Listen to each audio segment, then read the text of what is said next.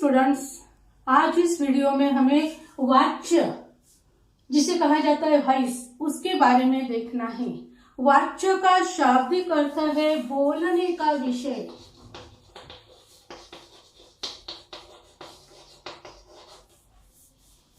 किसी वाक्य में कर्ता, कर्म अथवा भाव की प्रधानता है, इस बात का पता वाच्य द्वारा चलता है।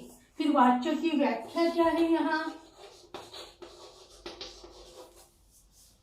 क्रिया के जिस रूप से यह ज्ञात होता है कि क्रिया का प्रधान विषय कर्ता है, कर्म है अथवा भाव है, उसे वाच्य कहा जाता है। अब वाच्य के भेद।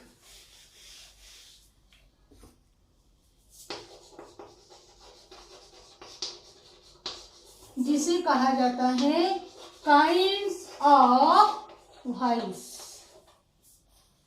हम देखते हैं अंग्रेजी में दो तरह की वॉइस है, एक्टिव वॉइस और पैसिव वॉइस।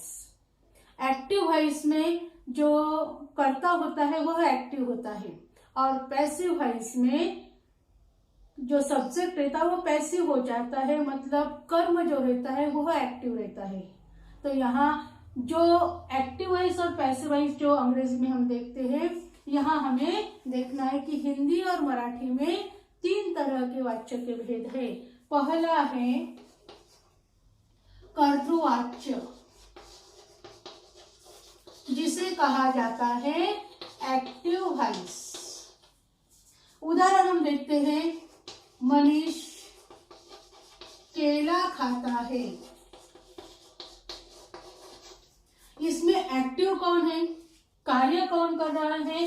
तो मनीष कार्य कर रहा है, मतलब यहाँ महत्वपूर्ण है कर्ता, इसलिए इस वाक्य को हम एक्टिव वॉइस कर्तृवाच्य ऐसे कहते हैं।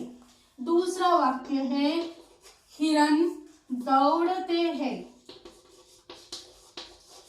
इसमें कार्य कौन कर रहा है? हिरण। तो यहाँ हिरण यह कर्ता है, इसलिए इस वाक्य को कर्तृवाच्य मतलब एक्टिव वॉइस कहा जाता है। अब इसमें का दूसरा भेद हमें देखना है। दूसरा भेद है कर्मवाच्य, जिसे अंग्रेजी में कहा जाता है पैसिव वॉइस। अब इसमें पैसिव वॉइस क्यों कहा जाता है? क्योंकि इसमें कर्ता जो होता है वो पैसिव होता है, जो क्रिया होती है वह कर्म पर होती है। उदाहरण के तौर पे हम देखते हैं, कृष्णा के द्वारा सितार बजाया जाता है।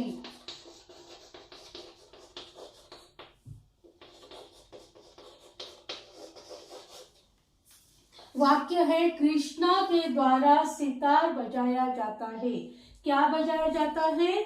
सितार बजाया जाता है, मतलब क्रिया किस पर हो रही है? कर्म पर हो रही है।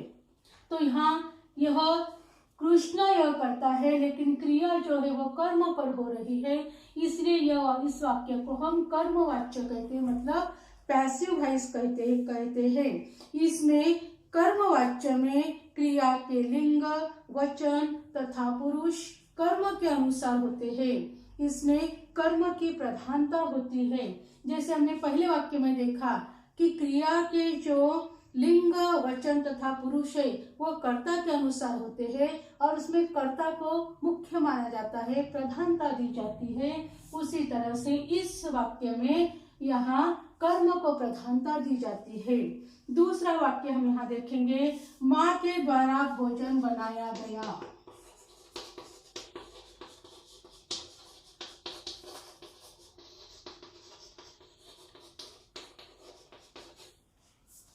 अब यहाँ माँ के द्वारा भोजन बनाया गया, क्रिया कौन सी? बनाया गया। क्या बनाया गया?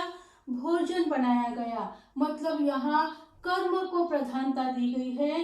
किसने बनाया यह महत्व का नहीं है, यहाँ कर्म महत्व का है। क्या बनाया गया है?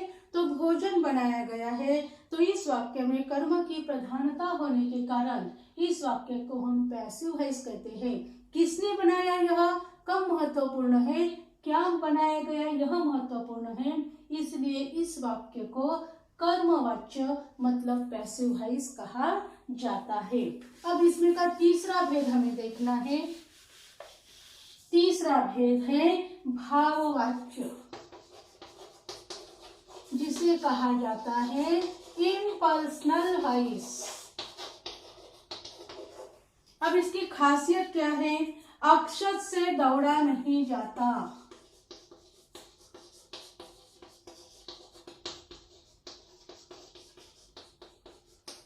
यह वाक्य दिया हुआ है। अब इस वाक्य में ना कर्ता महत्वपूर्ण है ना कर्म महत्वपूर्ण है, इसमें भाव महत्वपूर्ण है।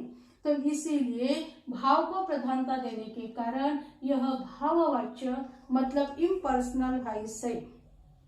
और इसमें क्रिया हमेशा ही पुल्लिंग, एक वचन तथा अन्य पुरुष की होती है।